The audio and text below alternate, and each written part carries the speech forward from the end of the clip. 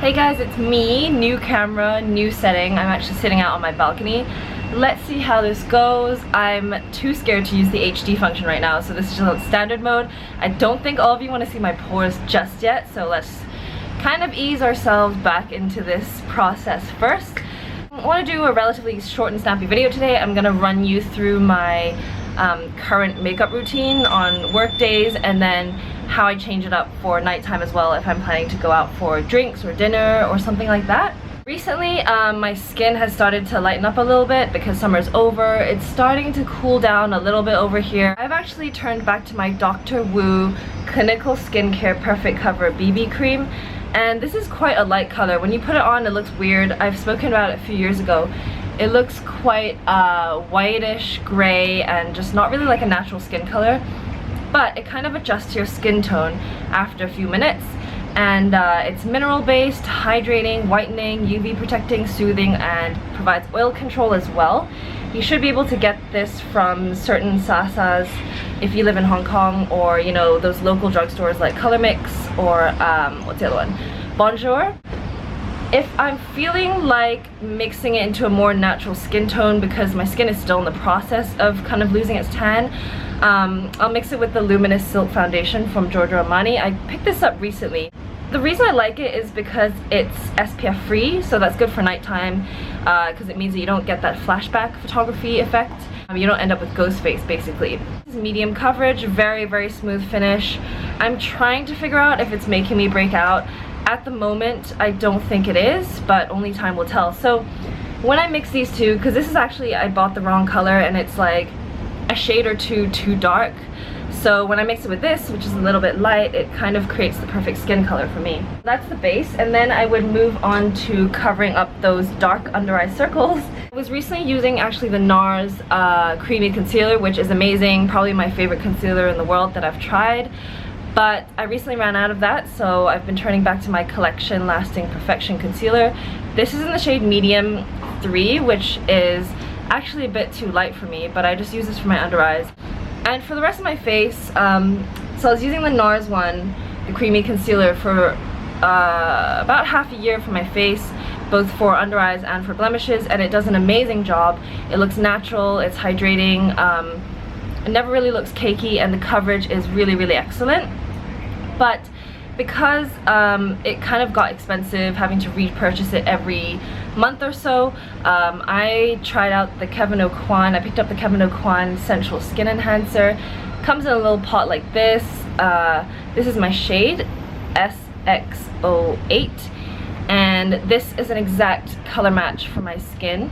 And I've been using this for a couple months now, and that's literally all I've used, and so this will probably last me like a few years, if not a lifetime. This is amazing. You literally just dab your finger in very lightly and it covers like everything. The finishing powder, I've been loving the ambient lighting powder from Hourglass.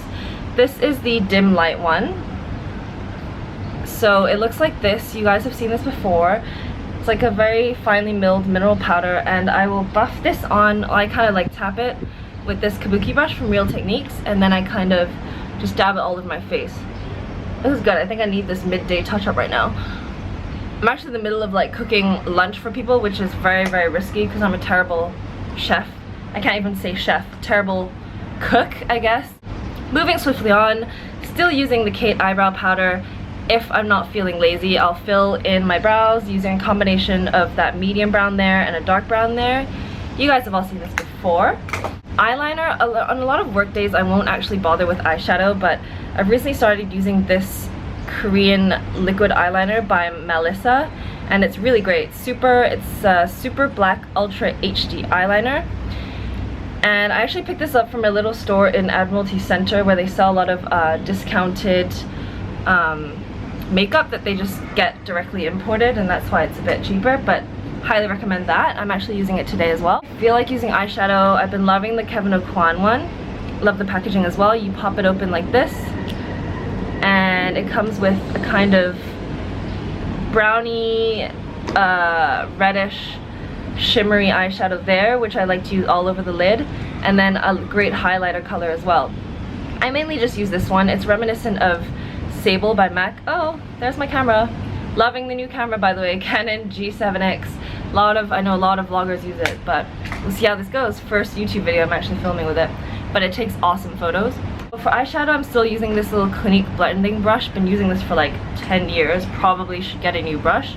If I'm doing a bit of powder eyeshadow on the bottom, which I like to do, I'll deepen it up with this carbon eyeshadow from MAC, using this little thing, which also is like 10 years old. It's just from the Body Shop. If I don't feel like using something as kind of smoky as the Kevyn Aucoin eyeshadow, I'll go back to my trusty Urban Decay Naked palette, and I love to use this butt color, which is like a matte medium brown, and again I'll just use that, blend that all over my lid. I don't really bother with using a second shade because who has time for that on a weekday when you're like getting to work? Oh, sorry if I've been looking up the whole time. It has this awesome like selfie screen function, and it's quite hard to stop looking at yourself, but that just makes me sound incredibly narcissistic.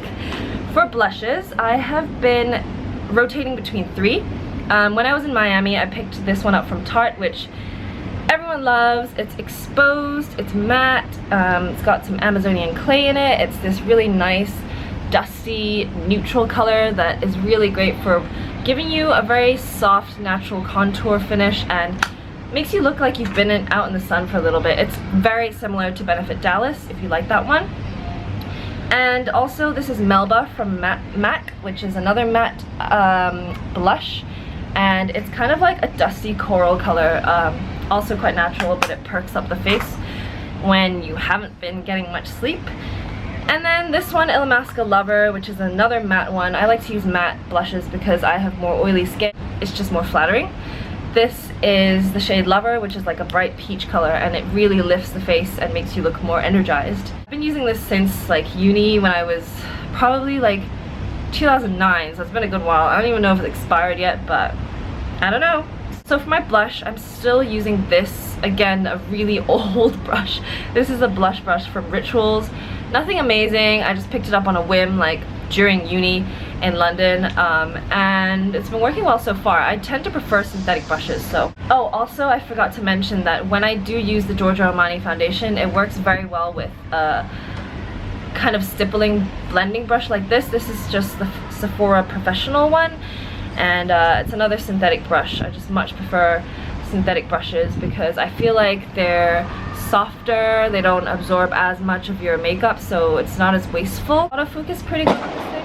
Holy shit, that sounded like a gunshot. No worries, like, there's none of that going on in Hong Kong. Ugh, oh my gosh, okay. And then highlighter, this is the Mary Lou-manizer from the Balm. If you guys saw my last video with that tutorial, live tutorial from the Balm shop, I ended up picking up this highlighter. It's amazing. I usually just use it on the tops of my non-existent cheekbones and sometimes down my nose, and then again I'll use this Rituals brush, so I'll just dab it in lightly. It's really quite a strong highlighter. Sorry the lighting's kind of dying on me. Thought it was a really nice day today, but it's starting to get a little bit overcast. But anyway, highly recommend this Mary Lou-manizer from the Balm. Lastly, I've been too lazy to even use like lip products, so I've been using my trusty, this is actually Nivea but under a different brand name, Labello. I'm pretty sure it's the same manufacturers, looks exactly the same, smells exactly the same, love the smell, and yeah, ingredients are exactly the same. So picked up from Fanda, love Fanda. So yeah, that's pretty much it. I'm actually really surprised that I managed to squeeze everything in because the battery thing is flashing and it's telling me it's gonna die soon. So yeah, let me know what you think of this new setup. I'm doing this really weird thing where I'm balancing the camera on like 5 books on a dining chair on the balcony. I thought this was pretty pretty. My mom was like really proud of this plant because usually anything green in our house kind of dies within a couple of weeks because none of us have a green thumb. And then cactus. Anyway, I'll shut up now. Watch, been loving, it's the Daniel Wellington one in the medium brown strap. Nails are soft gel, need to get them changed. It's been like a month, but I kind of like this military green color. Let me know what your video requests are down below, because now that I've invested in a new camera, I really want to get back into the swing of things, and I know I've been absent for way too long. I really just want to provide higher quality videos for you guys, and I need to stop looking at myself. So anyway, I hope you guys have a great weekend or a great week ahead whenever you're watching this. And yeah, I'll see you guys soon. Bye!